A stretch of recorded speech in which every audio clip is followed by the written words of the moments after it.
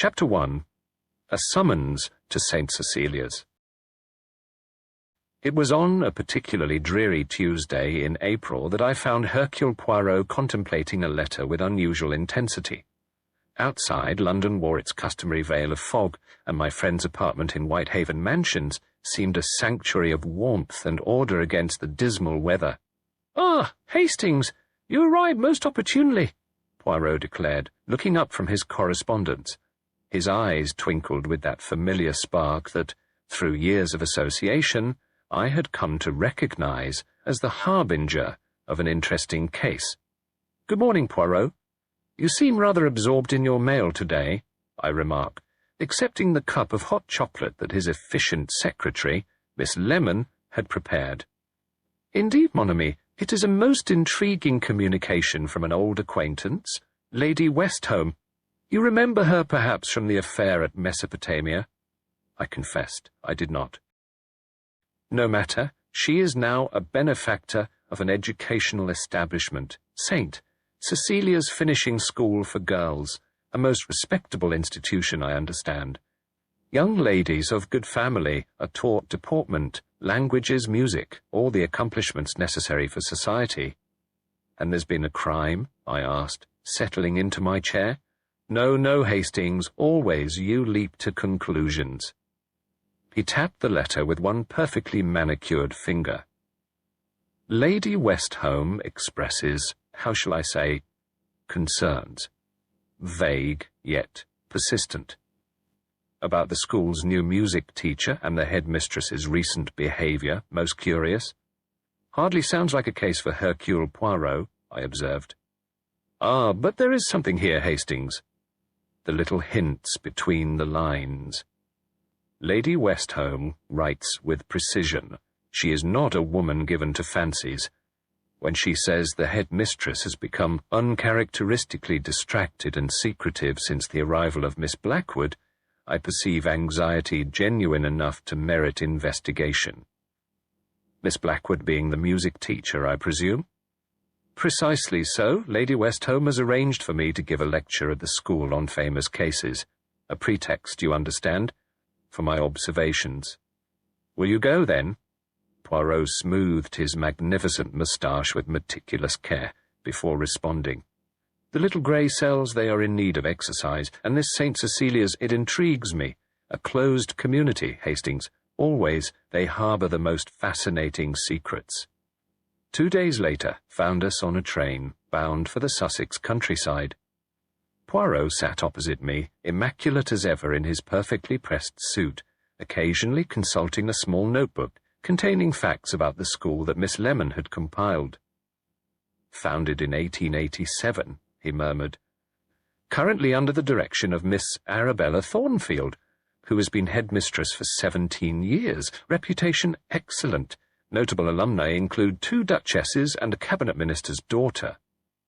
"Hardly sounds like a hotbed of intrigue," I remarked. "Ah, but appearances, Hastings. They are often deceiving, are they not?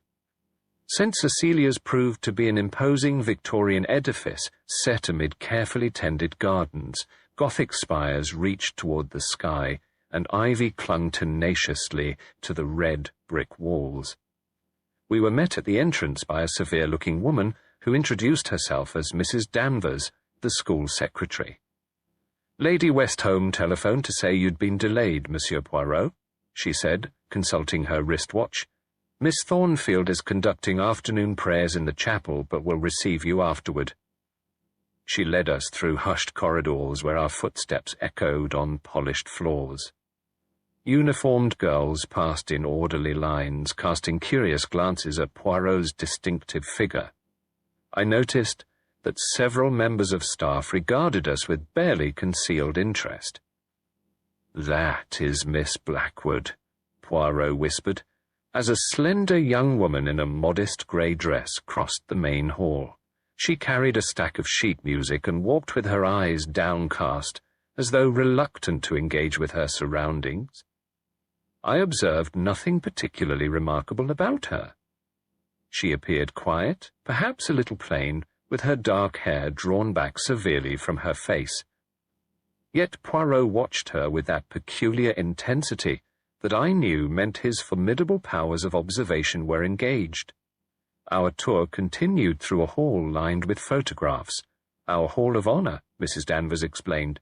Distinguished alumni, former headmistresses, and notable achievements. It was here that a curious incident occurred. Miss Blackwood had emerged from a side room and was crossing behind us when she suddenly halted before one of the photographs. I might not have noticed had Poirot not stiffened beside me. Her face, for an instant, transformed, a flash of such raw emotion that I was startled by its intensity. Pain, recognition. Before I could decide, her composed mask returned, and she continued on her way. "Most interesting," murmured Poirot. Mrs. Danvers showed us to the visitors' parlour, where we were served tea while awaiting the headmistress. Poirot sipped his beverage with his characteristic precision.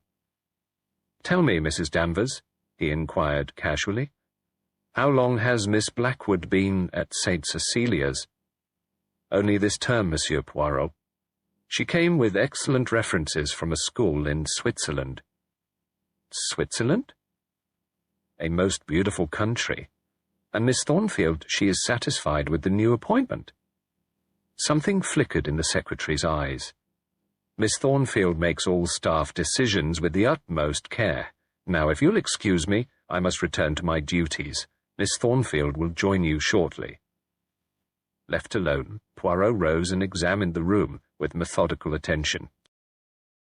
"A school with traditions, Hastings.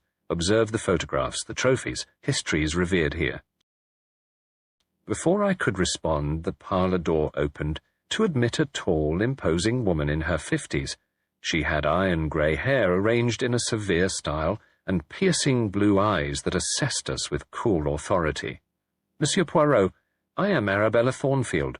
Lady Westholme speaks highly of your lecture series. We are honoured to welcome you to St. Cecilia's." Their conversation was interrupted by a sound that seemed to freeze the very air in the room, a high, terrified scream that echoed through the corridors. Miss Thornfield's face drained of colour as she rose abruptly. "Chapel," she whispered. We followed her running figure through the corridors to the school's chapel, where a crowd was already gathering. A young student stood trembling at the entrance, her face ashen. Inside, slumped over the organ, lay Miss Thornfield's imposing figure, utterly still. Pinned to her chest was a piece of paper bearing what appeared to be a Bible verse. The stern, formidable headmistress of St. Cecilia's finishing school for girls would never rise again. Chapter 2. The Order of Things. The chapel of St. Cecilia's had transformed from a place of quiet devotion to the centre of a murder investigation with alarming swiftness. Girls were ushered away by ashen-faced teachers, while Poirot knelt beside the body of Miss Thornfield, his eyes narrowed in concentration.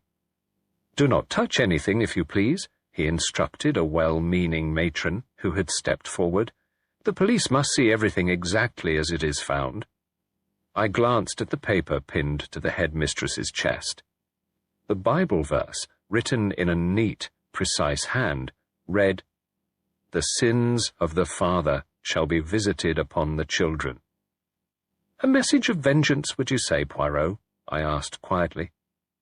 My friend did not answer immediately. He was examining the position of the body with that peculiar intensity I knew so well. Miss Thornfield sat slumped over the organ keys, one hand fallen to her side, the other still resting on the ivory. Her austere features were contorted in what appeared to be surprise rather than pain. "Observe, Hastings," he murmured at last. "The teacup." He indicated a delicate china cup that had fallen to the floor beside the organ bench, its contents spilled across the polished wood. "You perceive the faint aroma?" I leaned closer. "Almonds?" "Precisely. Bitter almonds, most suggestive, is it not? And yet, He frowned slightly, his fingertips hovering above the spilled liquid, without touching it. Our examination was interrupted by the arrival of Inspector Japp from Scotland Yard, who had been summoned with remarkable speed. "Well, well, Poirot," he said, removing his hat.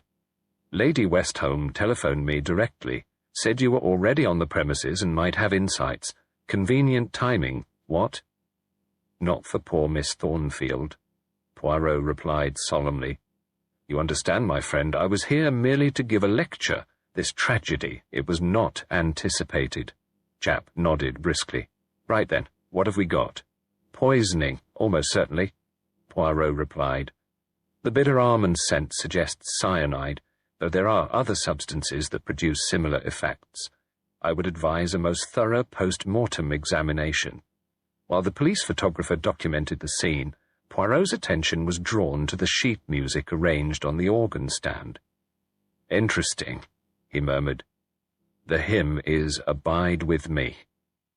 "You are familiar with it, Hastings?" I nodded. "Commonly sung at funerals."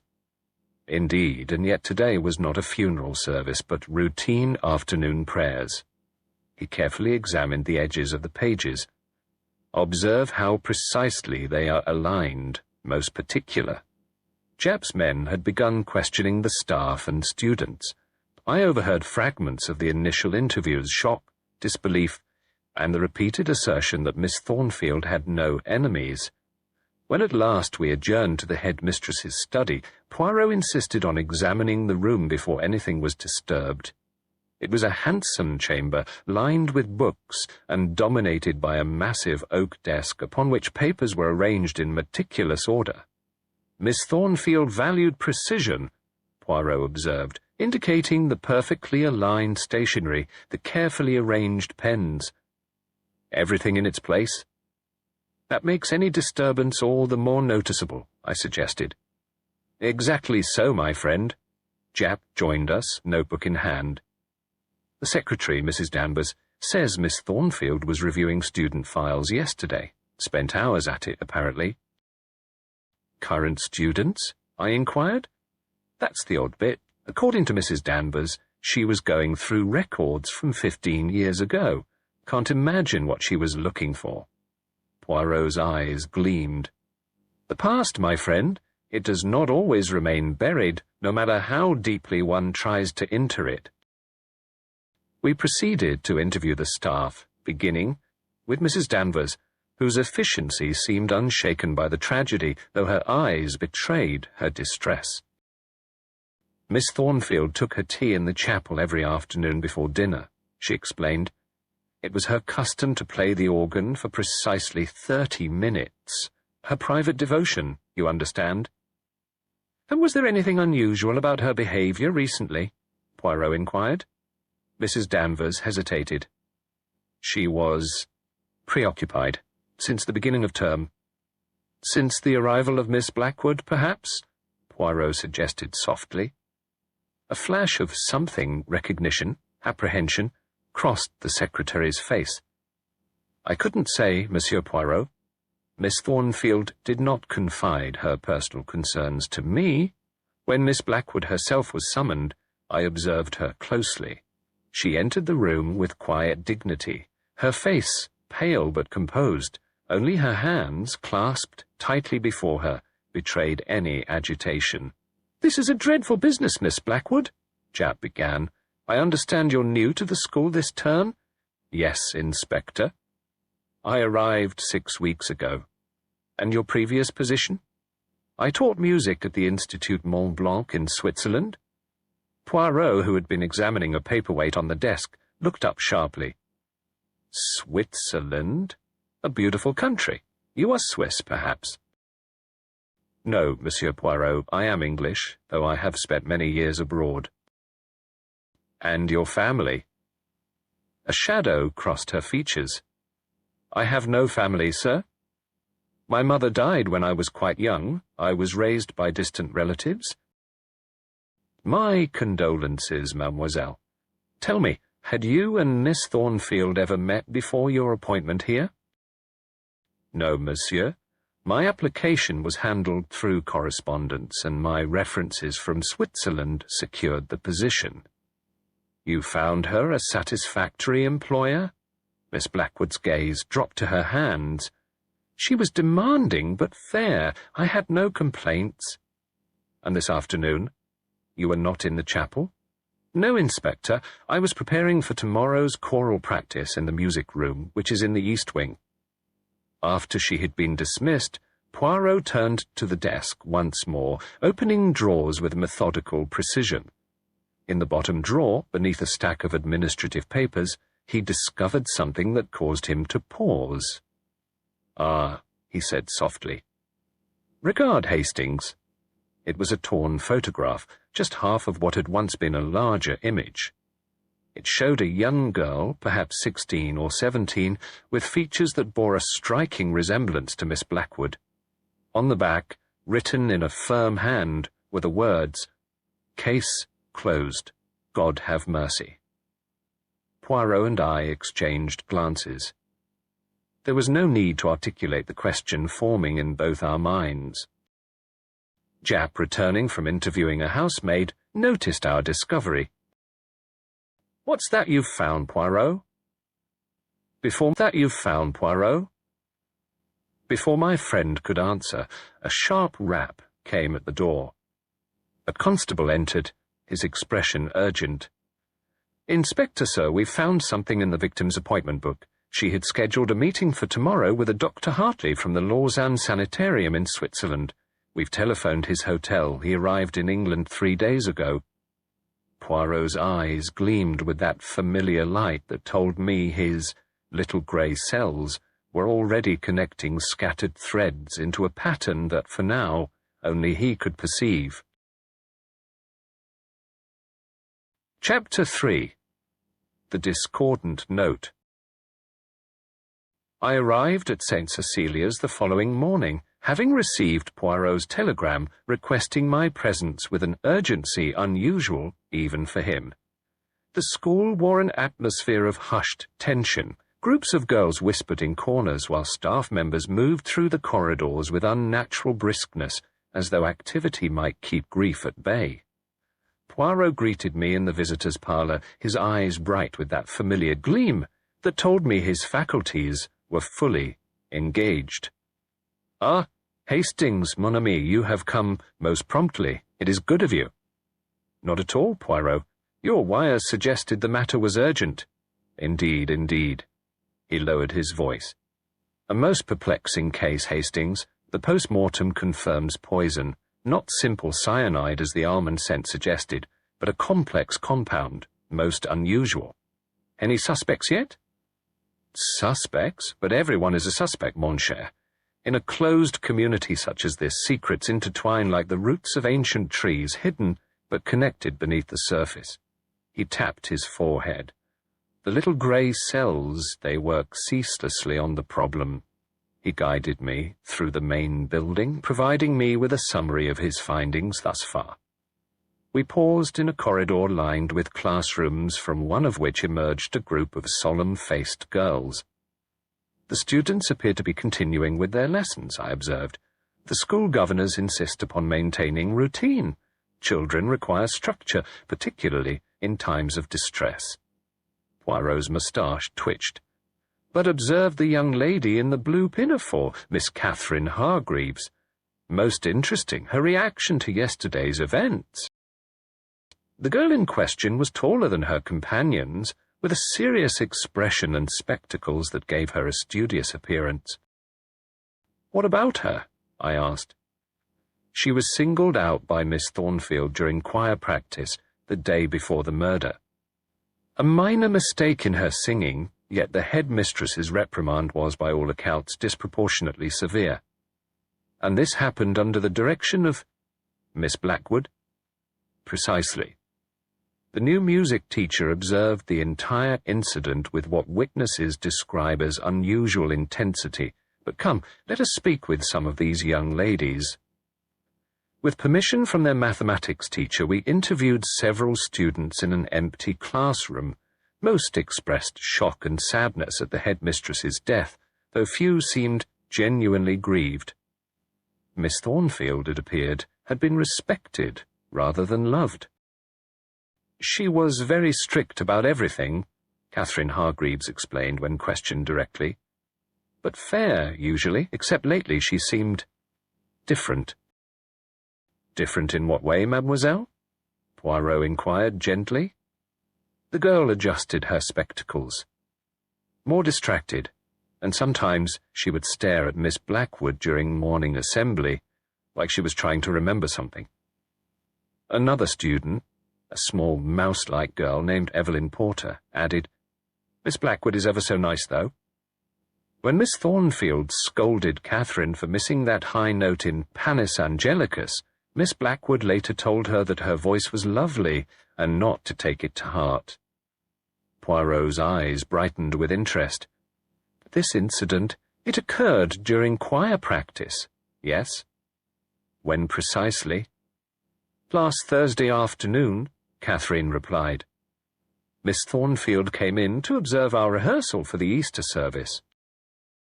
And her reaction to your mistake, it surprised you? It was just one note, the girl said, her expression troubled. She'd never singled anyone out like that before. She said I should be ashamed, that my failure reflected poorly on the school's standards. It was humiliating. After concluding our interviews with the students, Poirot led me toward the administrative wing. Japp has returned to London temporarily, he explained.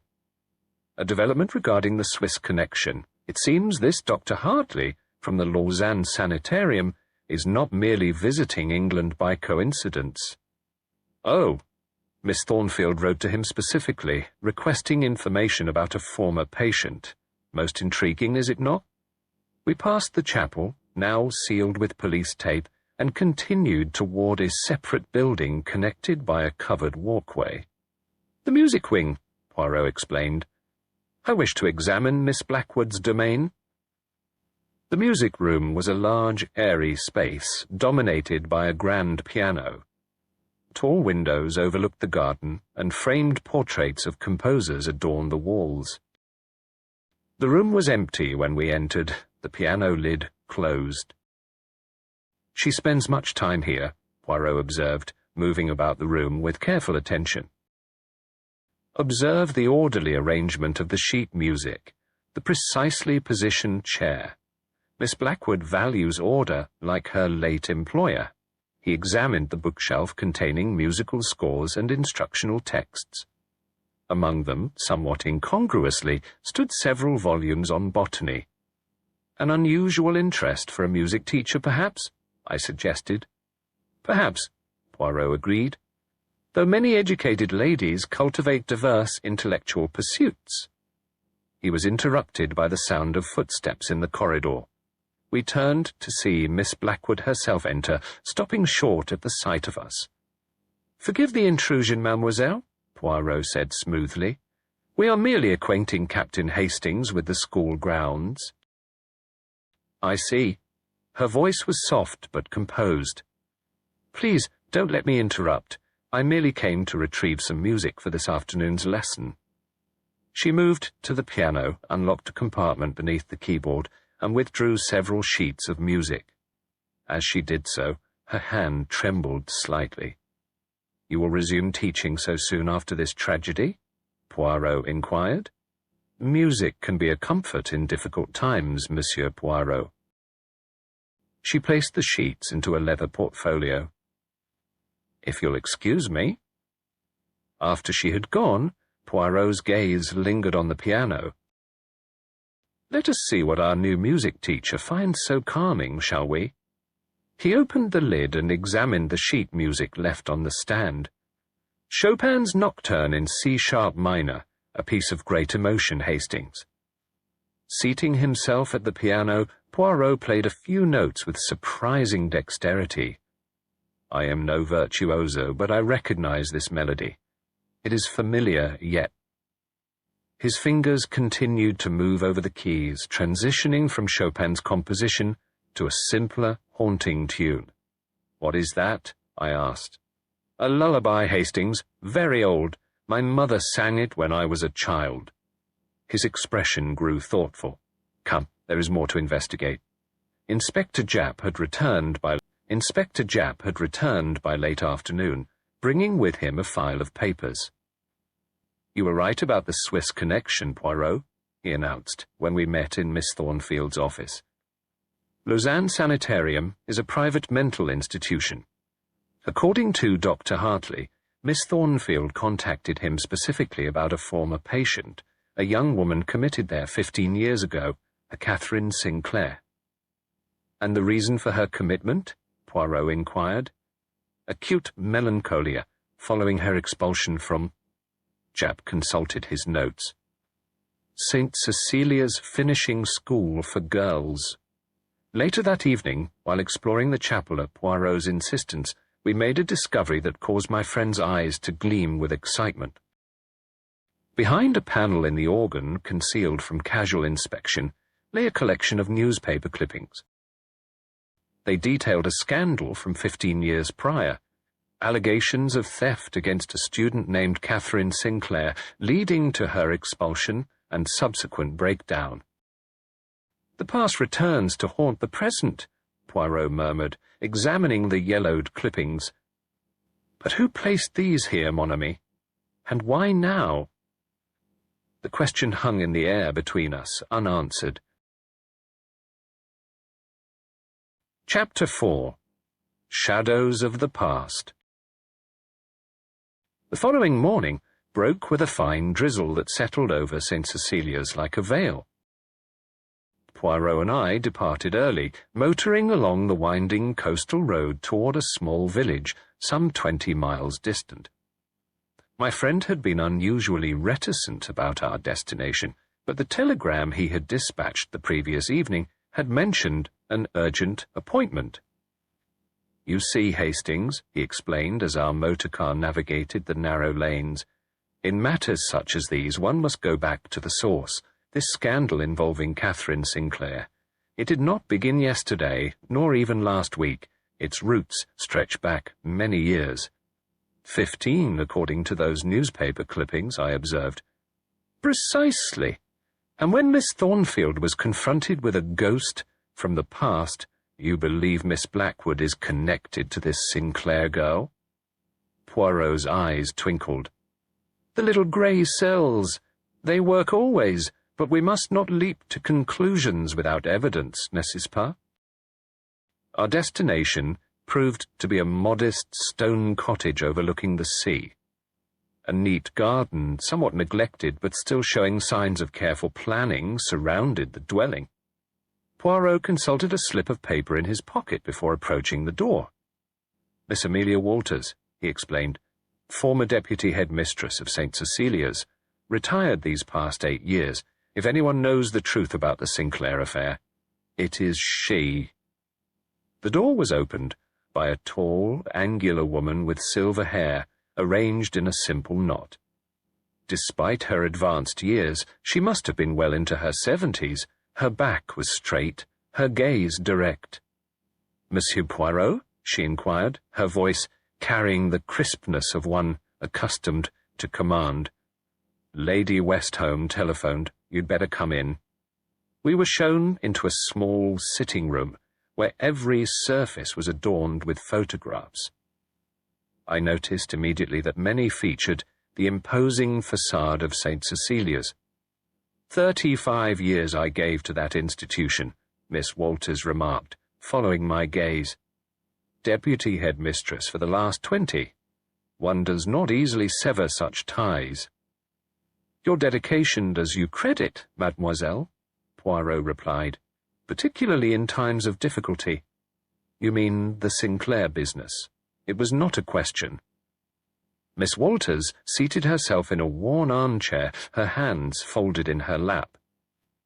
I wondered if that might resurface some day, and now Arabella is dead. Murdered, Poirot corrected gently. Yes. The old lady's eyes clouded. Lady Westholme telephoned with the news. Dreadful business. Poisoned, she said. Indeed, and we have reason to believe the murder may be connected to events from 15 years ago. The expulsion of Catherine Sinclair. Miss Walters's gaze drifted toward the window where rain pattered against the glass.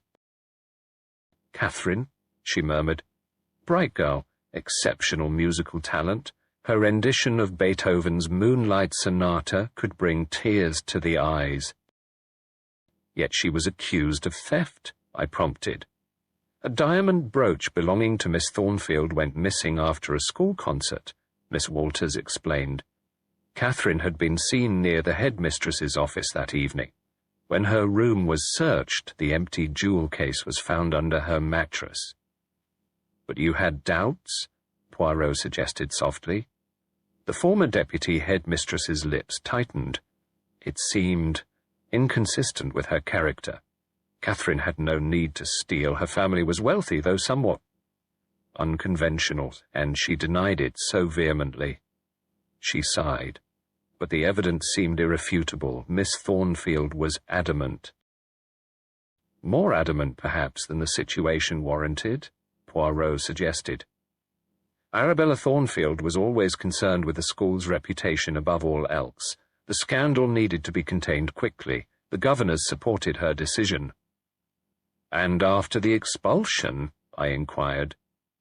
Miss Walters's expression grew troubled.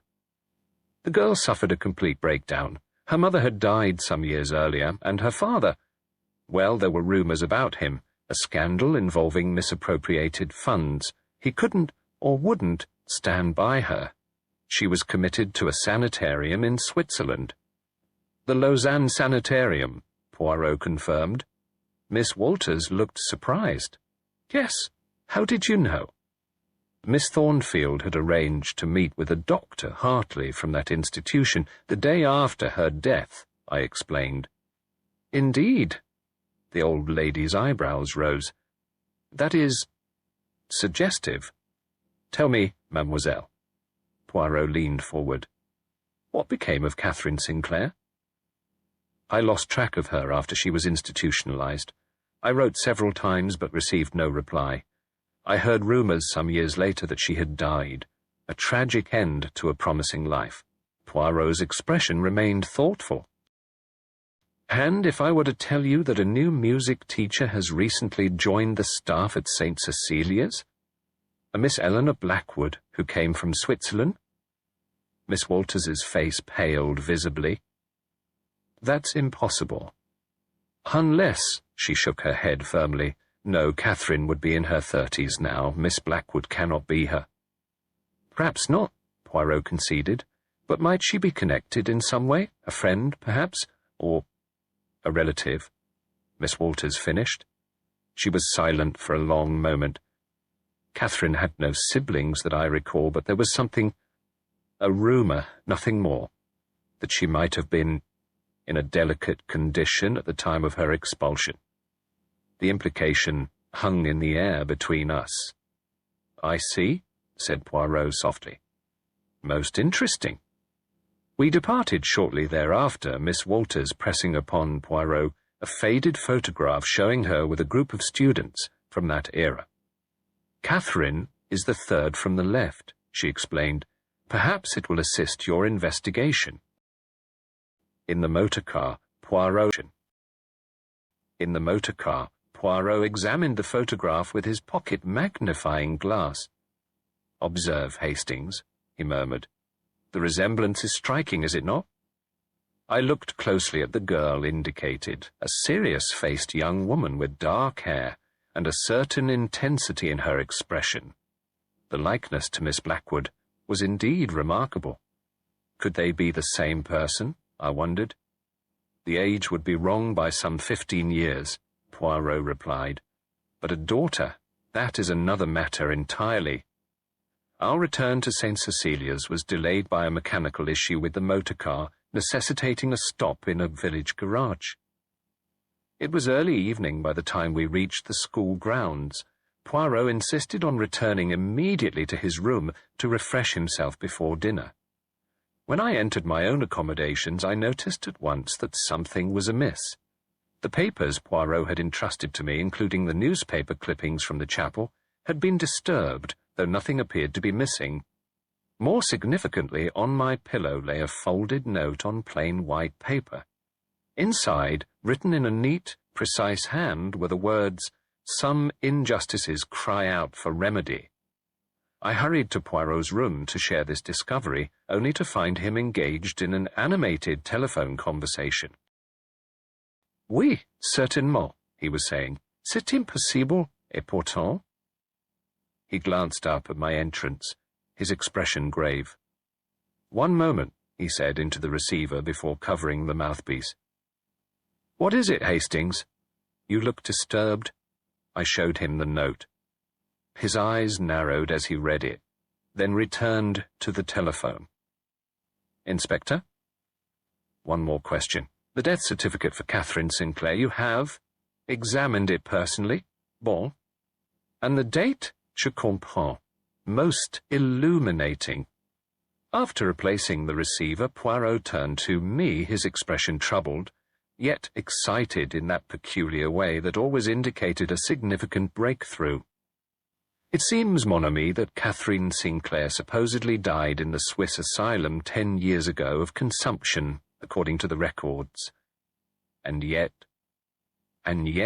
I prompted. Poirot held the death certificate Japp had faxed to the school office earlier that day. His finger tapped a small irregularity in the document, an almost imperceptible discrepancy in the typeset of certain characters. "The little grey cells, Hastings, they insist that this document has been altered, most professionally, but altered nonetheless." Chapter 5. The Little Grey Cells at Work. The morning following our revelations about Catherine Sinclair's dubious death certificate found Poirot in an animated state. He paced the small sitting room that had been allocated to our use, pausing occasionally to adjust his immaculate moustache in the mirror above the fireplace. "We must observe, Hastings," he declared. "The time for questions will come, but first we must gather impressions. I have arranged a little gathering this afternoon. Lady Westholme has been most accommodating." "A gathering?" I inquired. "What sort of gathering?" "Tea, mon ami, that most English of institutions. The staff and senior students will attend in the main drawing-room. Lady Westholme suggested it might restore a sense of normality to the school routine." "And your purpose?" I knew my friend well enough to recognize when he had ulterior motives. His eyes twinkled. "Observation, Hastings. Always observation." The gathering proved to be a subdued affair. Tea was served by white-gloved maids, while conversation remained politely anchored to neutral topics. Poirot moved among the assembled company with surprising grace for one of his rotund build, engaging in brief conversations and observing everything with his keen eyes. I positioned myself near the tea service as instructed, noting how each person prepared their beverage. Most followed conventional English custom, but I noticed Miss Blackwood's method was distinct. She added a slice of lemon, followed by honey, and stirred precisely 3 times before returning the spoon to the saucer. When I reported this to Poirot later, his eyes gleamed with satisfaction. "Excellent, Hastings. You have observed something of significance." The late Miss Thornfield prepared her tea in exactly this manner, most unusual and quite foreign to English custom. Yet Miss Blackwood, who claims no prior acquaintance with the headmistress, has adopted the identical habit. "Perhaps she observed Miss Thornfield during school meals," I suggested. "Perhaps," Poirot allowed. "Or perhaps she learned this ritual many years ago from one who wished to emulate Miss Thornfield in all things." He tapped his fingers against his lips, deep in thought. "We must search Miss Blackwood's rooms, Hastings." "Discreetly, of course." "Surely Japp could obtain a warrant." No. The official police, they must follow procedures, but we seek only confirmation of a theory, not evidence for court. Come, the dinner hour approaches. The staff will be occupied." I confess I felt uncomfortable as we made our way to the teacher's wing. Poirot, however, showed no such compunction, producing a small set of picklocks with the casual air of one retrieving a handkerchief. "A gift from an old friend," he explained, noticing my expression. "Most useful in our profession." Miss Blackwood's quarters were modest but neat, reflecting the same orderliness we had observed in her music room. Poirot moved methodically through the space, examining possessions with careful attention. On her bookshelf, alongside volumes of music, stood several botanical texts, focusing particularly on medicinal plants. "Interesting reading for a music teacher," I remarked. "Indeed." Poirot carefully removed one volume entitled Botanical Compounds and Their Properties. Inside, various passages were underlined, including a lengthy section on plant-derived poisons and their effects. In the wardrobe, beneath carefully folded garments, we discovered a small wooden box containing dried plant specimens, each labelled in a neat hand. Poirot examined them with interest, but replaced them exactly as found. The most revealing discovery, however, came from the drawer of her writing desk. Hidden beneath correspondence and sheet music lay a small, leather-bound journal. Poirot opened it carefully, his expression growing more intent as he perused the contents. "Hastings," he said quietly, "observe these entries.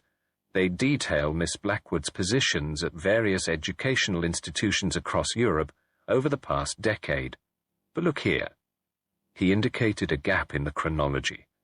"For 3 years there is no employment listed, and these 3 years correspond precisely to the period when, according to Dr. Hartley, Catherine Sinclair was released from the Lausanne sanitarium." "Released?" I exclaimed. "And she didn't die there?" "The death certificate, as we suspected, was falsified. Catherine Sinclair left the sanitarium, cured, according to Dr. Hartley's private records, in 1921. After that, she disappears from official records, and 3 years later, a Miss Eleanor Blackwood emerges with excellent recommendations but no verifiable history before that point. With excellent recommendations but no verifiable history before that point. We replaced everything exactly as we had found it, and departed as silently as we had entered. As we made our way back to our quarters, Poirot's expression remained thoughtful. "There is more to discover, Hastings. I have requested information about Catherine Sinclair's family. If she had a child, as Miss Walters suggested, what became of it? We must learn more." The telegram arrived during dinner. A terse communication from Inspector Japp. "Sinclair child, confirmed. Stop born. Swiss asylum, stop adopted, by maternal Aunt Harrison. Stop further details, following stop, Jappy." Poirot's eyes gleamed with satisfaction as he tucked the telegram into his pocket. The pieces, they begin to assemble themselves, do they not? Later that evening, a memorial service was held in the school's secondary chapel, the main one still being sealed as a crime scene. Miss Blackwood had been requested to play the organ. She performed with technical precision, her expression composed as she accompanied the school choir through hymns selected to honor the deceased headmistress. I observed her carefully, noting the perfect control she maintained over her features. Only once did her composure falter, when Lady Westholme rose to deliver a eulogy praising Miss Thornfield's unwavering dedication to maintaining the school's standards and reputation.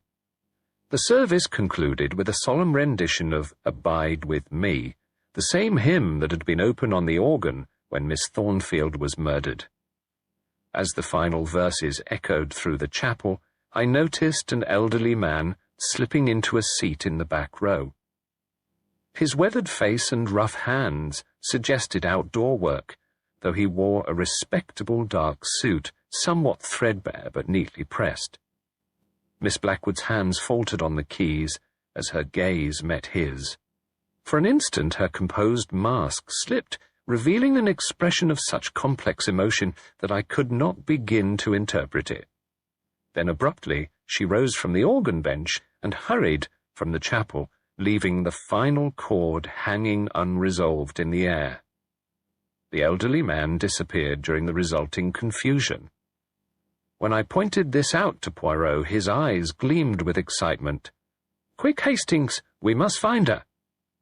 We searched the school buildings without success. Finally, on Poirot's intuition, we tried the music room. There we found Miss Blackwood seated at the piano, playing that same haunting lullaby Poirot had recognized earlier. Her face was pale but composed once more. "The gentleman at the service," Poirot began without preamble. "You recognized him, did you not?" Miss Blackwood's fingers stilled on the keys. She looked up at us, her dark eyes unreadable. "Thomas Wilkins," she said quietly. "He was the gardener here when I—" She stopped abruptly, her hands trembling slightly as they rested on the keyboard. Outside, the wind had risen, rattling the windows of the music room with sudden ferocity. A storm was brewing both within and without the walls of St Cecilia's. Chapter 6. The Music of Truth. Dawn broke with a clarity that belied the emotional tempest within St Cecilia's. Poirot was already dressed and had completed his morning routine with characteristic precision when I joined him for breakfast. "We must locate this Thomas Wilkins without delay," he announced, delicately dabbing his lips with a napkin. If he was indeed the gardener during the Sinclair affair, his testimony could prove invaluable. Finding Wilkins proved less challenging than anticipated. The local village postmistress, delighted by Poirot's continental charm, readily divulged that the former gardener lived in a cottage on the edge of the village commons. The dwelling was humble, but meticulously maintained, with a garden that displayed the hand of an experienced horticulturist.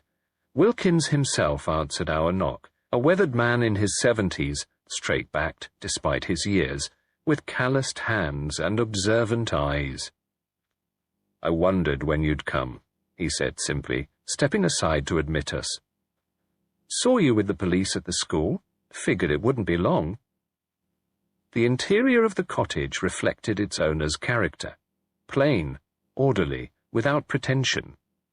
Framed botanical illustrations adorned the walls, and a collection of gardening implements hung in precise arrangement beside the hearth. "You attended the memorial service yesterday?" Poirot began. Wilkins nodded. "Wanted to see her for myself. The resemblance is unmistakable." "Her?" Poirot raised an eyebrow. "Miss Blackwood? Though that's not her name, is it? She's Catherine's girl. Has her mother's hands, a pianist's hands. Knew it the moment I saw her at the organ." Poirot's eyes gleamed. "You knew Catherine Sinclair well?" "Tended the gardens at St Cecilia's for 32 years, Wilkins replied. "Watched generations of girls come and go. Catherine was special, kind to everyone, regardless of station. Would sit on the garden bench and play her portable chess set with me during her free periods. Brilliant mind, that one." "And the incident that led to her expulsion?" I prompted. Wilkins's face darkened. "A travesty. She never took that brooch." "You seem certain," Poirot observed. "I know what I saw." The old gardener leaned forward. "That evening, after the concert, I was trimming the ivy outside Miss Thornfield's office. The window was open, warm night it was. I saw Miss Thornfield remove that diamond brooch herself and place it in her desk drawer. Later claimed it was stolen from her dressing table." "Did you report this?" I asked. Who'd believe a gardener over the headmistress? Besides, by the time I learned, Catherine had been accused. The jewel case had already been found in her room. His gnarled hands clenched. Convenient, that. Too convenient. "Why would Miss Thornfield do such a thing?" Poirot inquired. Wilkins hesitated, then reached for a tin box on the mantelpiece. From it, he withdrew a yellowed newspaper clipping. 3 months before Catherine's expulsion, this appeared in the financial pages. Small item easily overlooked unless you knew what to look for. The article detailed the collapse of an investment scheme. Among the directors named was Harold Sinclair, Catherine's father. Miss Thornfield had invested heavily in Sinclair's company, Wilkins explained. Lost a small fortune when it failed. Revenge and recuperation, that's what I figured. The school governors paid her handsomely to handle the scandal discreetly. And Mrs. Danvers? Poirot asked. The school secretary? She would have been present during this period. Thornfield's creature, through and through, Wilkins confirmed, helped orchestrate the whole affair, probably the one who planted the jewel case. As we departed, Poirot turned back. One final question, Monsieur Wilkins. The child, Catherine's child, you knew of its existence? The old gardener's expression softened. She wrote to me once from the asylum, said they'd taken a baby away, given it to her mother's sister. Begged me to find out if the child was well. I tried, but the family had moved abroad, lost track of them after that. Upon our return to St Cecilia's, we found Inspector Japp had arrived with additional information. Records confirm Catherine Sinclair was released from Lausanne Sanitarium in 1921, he reported in the privacy of our quarters. The death certificate was indeed falsified, common practice in those days for patients with certain diagnoses, spared the family embarrassment. And the child? Poirot inquired. A daughter born in 1927, Japp confirmed. Adopted by Catherine's aunt, Margaret Harrison, they lived in Switzerland until the aunt's death 10 years ago. Approximately when Miss Eleanor Blackwood began her teaching career, Poirot noted. Precisely. I've traced her employment history, always respectable girls' schools, moving every few years, never staying long enough to form attachments, working her way towards St Cecilia's, I'd wager. To confront Miss Thornfield, I suggested. Or to exact revenge, Japp added grimly. Poirot's expression remained contemplative. Perhaps. Yet something troubles me about this scenario, my friends. The psychology, it is not quite right. Before he could elaborate, Lady Westholme entered, her aristocratic features arranged in an expression of concern. Monsieur Poirot, I understand you've been making inquiries about Catherine Sinclair. I must insist on knowing the relevance to poor Arabella's murder. All in good time, Lady Westholme, Poirot replied smoothly. Tell me, you were on the Board of Governors during the Sinclair affair, were you not? I was, though I took little part in the proceedings. Miss Thornfield handled the matter with her usual efficiency. And you approved her methods? Lady Westholme's expression hardened slightly. St Cecilia's reputation is paramount. Arabella understood that better than anyone. After she had departed, Poirot suggested we speak with Miss Blackwood directly. We found her in the music room, composing what appeared to be a letter. Miss Blackwood, Poirot began without preamble, or should I say, Miss Sinclair? Her dark eyes met his steadily. Eleanor Blackwood is my legal name, but not your birth name, Poirot pressed gently. After a moment's hesitation, she nodded. Eleanor Sinclair Harrison was my birth name. Catherine Sinclair was my mother. Who sent you here? I asked. No one sent me, Captain Hastings. I came of my own accord after my aunt's death. I discovered my mother's diaries among her possessions. They detailed what had happened at St Cecilia's, the false accusation, the expulsion, her subsequent breakdown. And you sought justice, Poirot suggested. I sought truth, she corrected. My mother spent years in that asylum, her reputation destroyed, her child taken from her. I needed to understand why. By becoming a teacher at the very institution that ruined her. By facing the woman responsible, she replied simply. I had no intention of harming Miss Thornfield.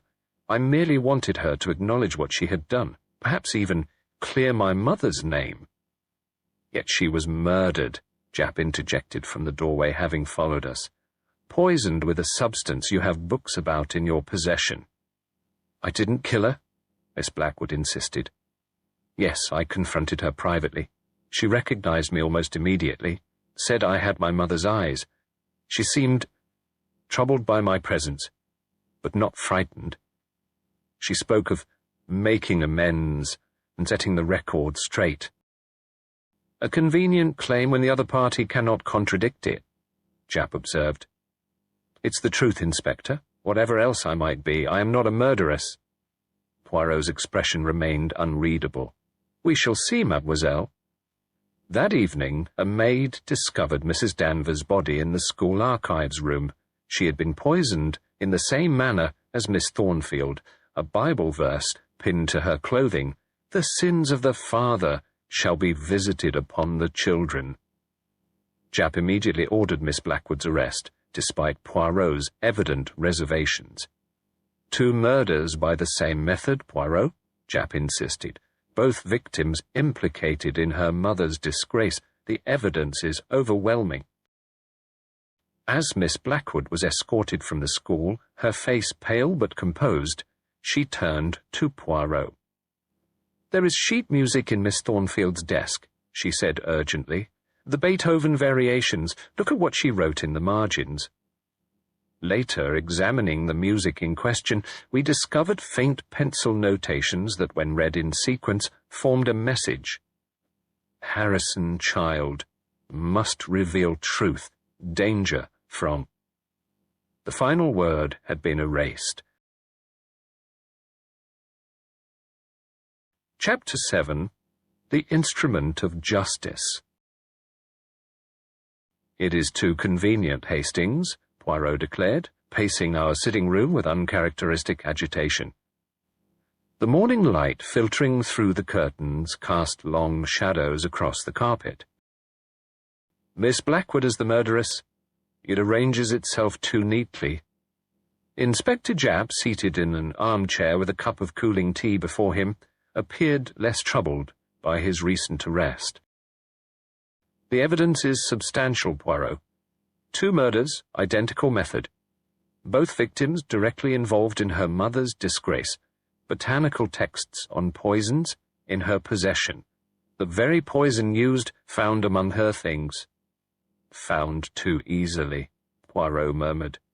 Consider, my friend, if you planned such murders, would you retain the poison and literature that might incriminate you? People make mistakes, Japp countered, even calculating murderers. I had been examining the sheet music retrieved from Miss Thornfield's desk, the Beethoven variations with their cryptic marginal notes. What do you make of this warning, Poirot? Danger from... And then nothing. Not nothing, mon ami. Observe the erasure. Someone deliberately removed the name Miss Thornfield had written. Japp leaned forward to examine the paper. Could have been Miss Blackwood herself. Erased her own name after committing the murder. Perhaps, Poirot allowed. But consider the chronology. According to Miss Blackwood, Miss Thornfield was contemplating making amends and setting the record straight. Yet she was murdered before she could do so. Why would Miss Blackwood kill her just as she was about to clear Catherine Sinclair's name? Revenge, Japp suggested promptly. Waited 15 years for it, didn't she? The psychology, it is still not right, Poirot insisted. And these murders, they require planning, precision. Yet they leave evidence so obvious that even the most inexperienced detective could follow it. He turned suddenly to Japp. The poison, you have identified it precisely? Lab confirms it's derived from a rare plant extract, acts similarly to cyanide but leaves distinctive markers, difficult to obtain unless one has botanical knowledge. Or connections to someone who does, Poirot mused. Later that morning, we interviewed Dr. Hartley from the Lausanne Sanitarium, who had finally arrived from London. A thin, scholarly man with wire-rimmed spectacles, he brought with him Catherine's from London. A thin, scholarly man with wire-rimmed spectacles, he brought with him Catherine Sinclair's medical records. Miss Sinclair was admitted in a state of severe melancholia, he explained. The stigma of the theft accusation, compounded by her pregnancy, had triggered a complete nervous collapse. "Yet you eventually discharged her as cured?" Poirot inquired. "After 3 years of treatment, yes. She made a remarkable recovery, particularly after the birth of her daughter. The child remained with her until she was 2 years old, at which point Miss Sinclair's aunt took custody. It was a mutual arrangement. Catherine recognized she needed time to establish herself independently." "And did she?" Dr. Hartley nodded.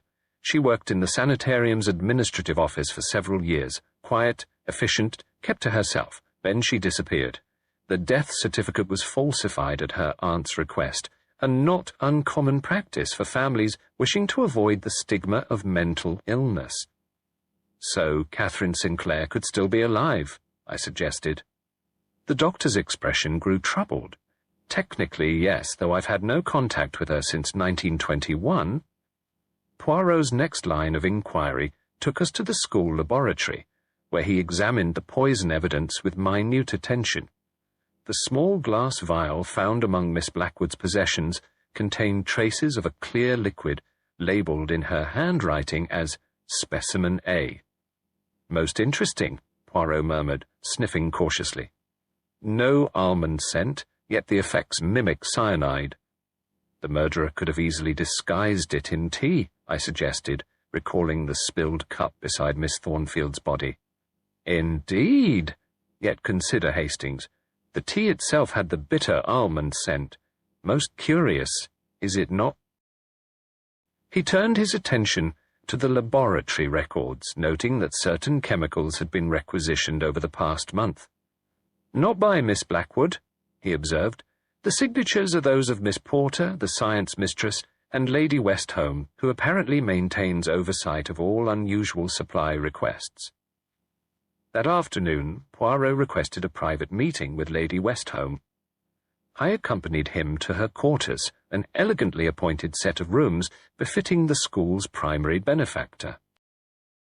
"I fear you make little progress in resolving this dreadful business," she remarked as we were seated. "The governors are most concerned about the school's reputation." "Always the reputation," Poirot noted. "It seems St Cecilia's values its standing above all else, even justice." Lady Westholme's aristocratic features hardened slightly. "A school such as this cannot survive scandal, Monsieur Poirot. Miss Thornfield understood that principle perfectly. As did you, when you supported Catherine Sinclair's expulsion 15 years ago." "That was an entirely different matter." "Was it?" "You were aware of Miss Thornfield's financial losses in Harold Sinclair's company, were you not?" A flicker of unease crossed Lady Westholme's face. "I fail to see the relevance." "The relevance, madame, is motive. Miss Thornfield sought revenge against Catherine for her father's financial misdeeds, a revenge you facilitated as a member of the board." "Those are serious allegations, Monsieur Poirot."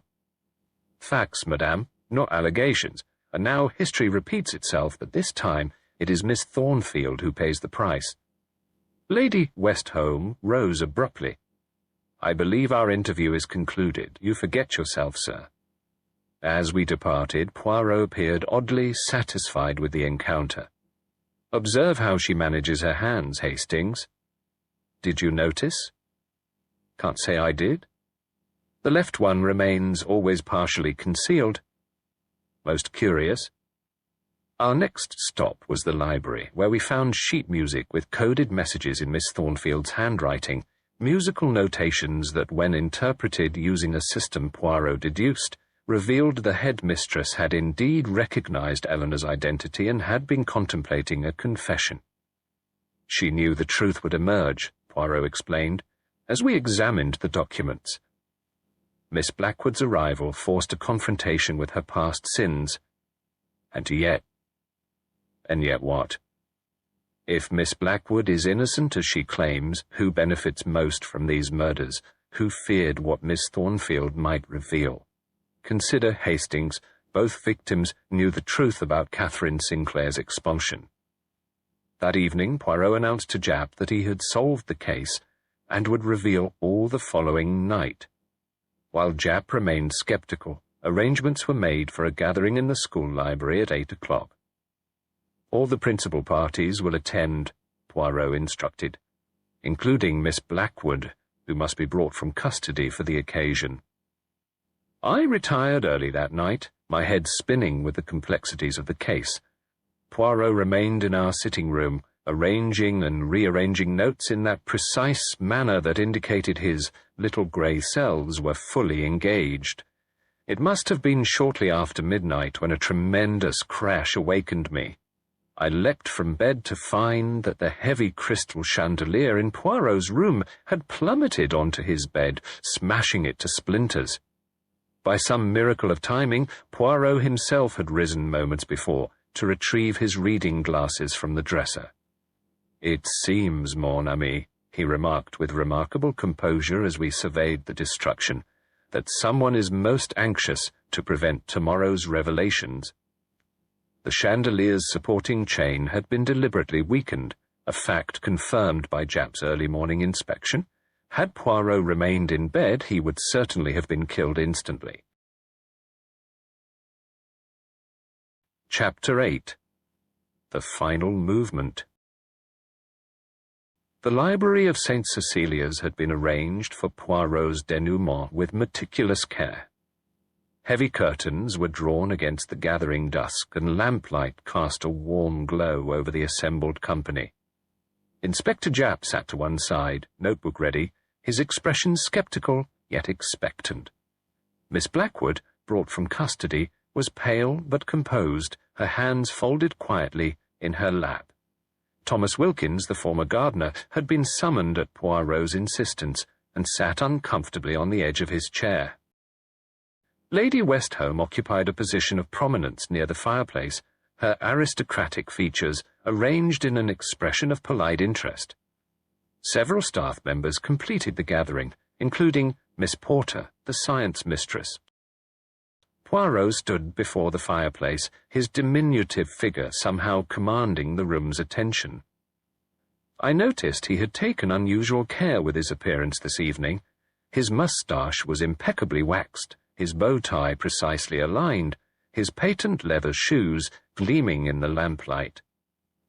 "Mesdames et messieurs," he began, "I thank you for your attendance this evening. We are here to discuss the murders of Miss Arabella Thornfield and Mrs. Danvers, crimes linked by method, motive, and a message." He paced slowly before his audience. "When I was invited to St Cecilia's by Lady Westholme, it was ostensibly to deliver a lecture. Instead, I found myself confronted with a tragedy born of events 15 years in the past." Poirot recounted the Sinclair affair, the false accusation, the expulsion, Catherine's subsequent breakdown, and institutionalization. The apparent facts arranged themselves into a neat pattern of revenge, he continued. Catherine Sinclair's daughter returns to the scene of her mother's disgrace and murders those responsible. Miss Blackwood tensed visibly, but remained silent. "It was indeed what the murderer wished us to believe," Poirot said, his eyes sweeping the room. "The evidence against Miss Blackwood accumulated with a rapidity that aroused my suspicions. The poison books in her possession, the botanical specimens, even the murder weapon itself, all discovered with remarkable ease." "Are you suggesting the evidence was planted?" Japp interrupted. "Precisely, Inspector. Consider, Miss Blackwood is a woman of intelligence. If she planned these murders, would she retain such incriminating evidence?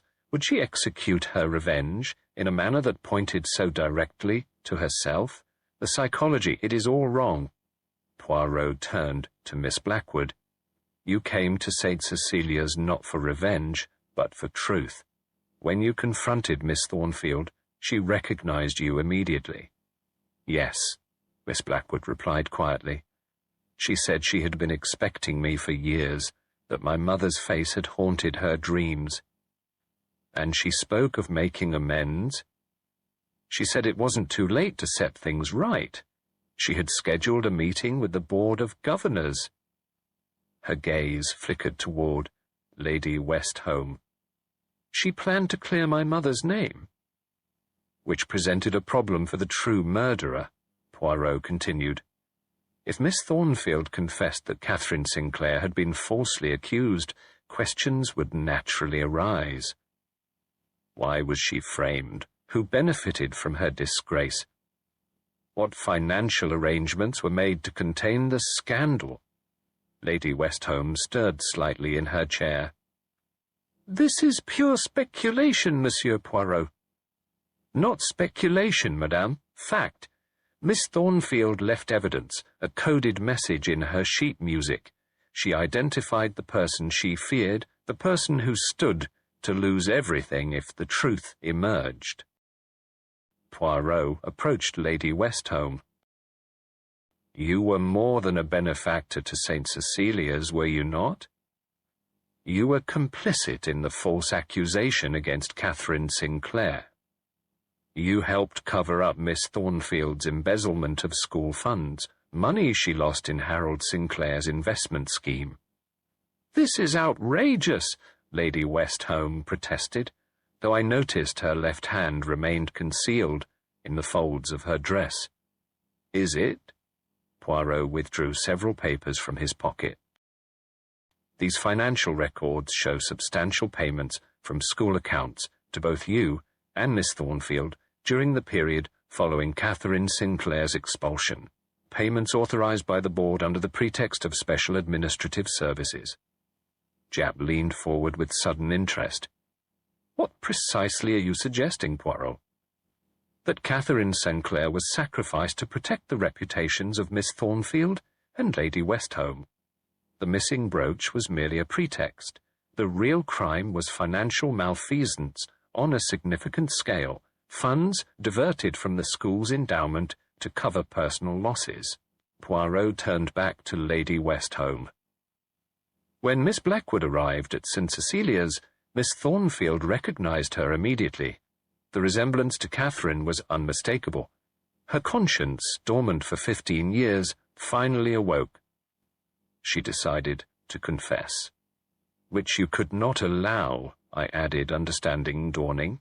"The poison used in both murders is most distinctive," Poirot continued. "A compound derived from a rare plant found in the East Indies, where Lord Westholme served as colonial governor. The chemical analysis shows it was combined with a substance that produces the scent of bitter almonds when heated, a deliberate attempt to suggest cyanide poisoning." Lady Westholme rose abruptly. "This is absurd. You have no proof." "On the contrary, madame, the handwriting on the Bible verses matches samples of your own, despite attempts at disguise. The distinctive chemical compound was requisitioned by you personally for the science department. And there is the matter of your injured left hand, burned, I believe, when preparing the poison solution." For a moment, the library was utterly silent. Then, with a movement startling in its swiftness, Lady Westholme reached into her handbag. "Look out!" Japp shouted, lunging forward, but Poirot remained calm. "The pistol, madame? I took the liberty of having it removed this afternoon, and replacing the bullets with blanks. One cannot be too careful after an attempt on one's life." Lady Westholme's aristocratic composure crumbled. She was going to ruin everything, she hissed. 30 years I've dedicated to this institution, my name, my family's standing, all tied to St Cecilia's reputation. Thornfield promised she would never speak of our arrangement. Then this girl appears, and suddenly Arabella develops a conscience. "And Mrs. Danvers?" Japp asked, producing handcuffs. "She knew too much, always did. Started making demands after Thornfield's death, thought she could blackmail me, as if I hadn't paid enough already to protect this school's precious reputation." As Lady Westholme was led away, Miss Blackwood approached Poirot. How can I ever thank you, Monsieur Poirot? You've cleared not only my name, but my mother's as well. Justice, mademoiselle, is its own reward, he replied gently. Your mother's reputation will be restored, and perhaps in time the wounds of the past may heal. Later that evening, we attended a small gathering in the music room. Miss Blackwood, now formally exonerated, played her mother's favourite lullaby on the piano. The same haunting melody Poirot had recognized days earlier. "How did you know Lady Westholme was the murderer?" I asked, as we prepared to depart St Cecilia's the following morning. Poirot smiled, adjusting his hat to a precise angle. The little grey cells, they spoke always of harmony and order. When Miss Thornfield prepared her tea, she used lemon and honey in a specific sequence, a habit Miss Blackwood shared, having learned it from her mother, who in turn adopted it from Miss Thornfield in her student days. A small detail, but revealing. He gazed thoughtfully at the school's Gothic facade. In the end, mon ami, the music of truth cannot be silenced. It plays on, waiting for those with ears to hear its melody. The morning sun broke through the clouds as we departed, casting long shadows behind us,